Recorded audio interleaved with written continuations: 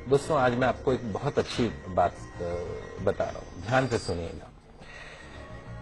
अगर मोहम्मद साहब की शिक्षाओं पर मनन किया जाए, मुस्लिम शिक्षा जो है उनकी शिक्षाओं पर मनन किया जाए तो दो बातें उनमें सबसे अहम है। पहली क्या है, मोहम्मद साहब की जो शिक्षाएं हैं वो किसी भी एक देश के लिए नहीं है या किसी भी एक धर्म के लिए नहीं है, हिंदू मुस्लिम सिख ईसाई, ऐसा नहीं है, सबके लिए है। और दूसरी जो उनकी शिक्षाएं हैं आज से 1500 साल पहले जितनी प्रासंगिक थी आज भी उतनी है। जीवन का कोई ऐसा पहलू नहीं जिसे बेहतर बनाने, अच्छाई को स्वीकार करने के लिए मोहम्मद साहब ने कोई संदेश न दिया हो। उनके संदेशों को गलत अर्थों में लेने वो अलग बात है। उनकी जो बातें हैं वो इंसानों को सच की राह दिखाती है। अर्थशास्त्र, इकोनॉमिक्स भले ही ब्याज को मूलधन का किराया, शुल्क या कुछ और माने, लेकिन जो इस्लाम धर्म में ब्याज को ममनू माना गया, अनुचित माना गया है।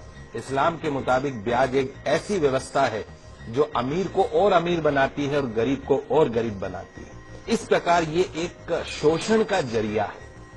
पवित्र कुरान स्पष्ट रूप से ब्याज को वर्जित मानती है। इंसानों के लिए कहा गया, हे ईमान वालों, 2 गुना और 4 गुना करके ब्याज मत खाया करो, उस मालिक से डरो। ब्याज खाने से बरकत खत्म हो जाती है, ब्याज की कमाई से बरकत खत्म होती है, इससे इंसान द्वारा किए गए पुण्य भी खत्म हो जाते हैं। ध्यान रखें, ब्याज जो है वो धन को कम करता है, लेकिन दान पुण्य से धन कम नहीं होता।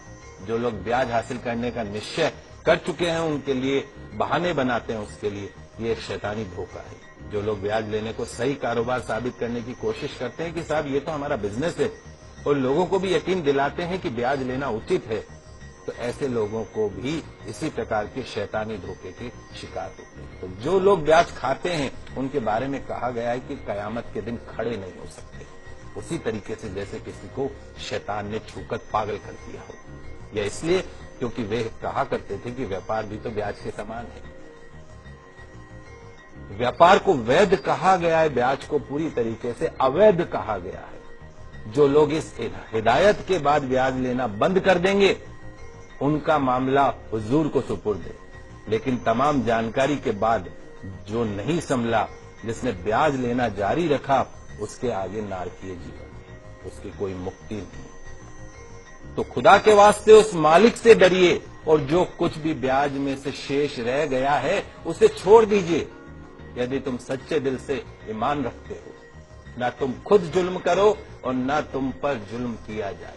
अगर तुम्हारे पास धन हो तो जरूरतमंद लोगों को कर्ज दो, उन्हें वापसी के लिए कम से कम इतना तो समय दो कि कर्जदार इंसान उसे आसानी से वापस लौटा सके, आत्महत्या नहीं करे। किसी वास्तविक वो अवश्यम भावी जो मजबूरी होती है कि जानबूझ के कोई नहीं, लेकिन मजबूरी है, अगर उस मजबूरी में अगर वो तुम्हारा समय पर धन नहीं लौटा सके तो उससे कभी सख्ती मत करो, उसका अपमान मत करो, गालियां मत दो, उसे और समय दो। रोजी कमाने का गलत तरीका, गलत साधन, गलत रास्ता मत अपनाइए। मालिक से डरते हुए, उसकी नाफरमानी से बचते हुए सही जायज हलाल तरीके अपनाइए।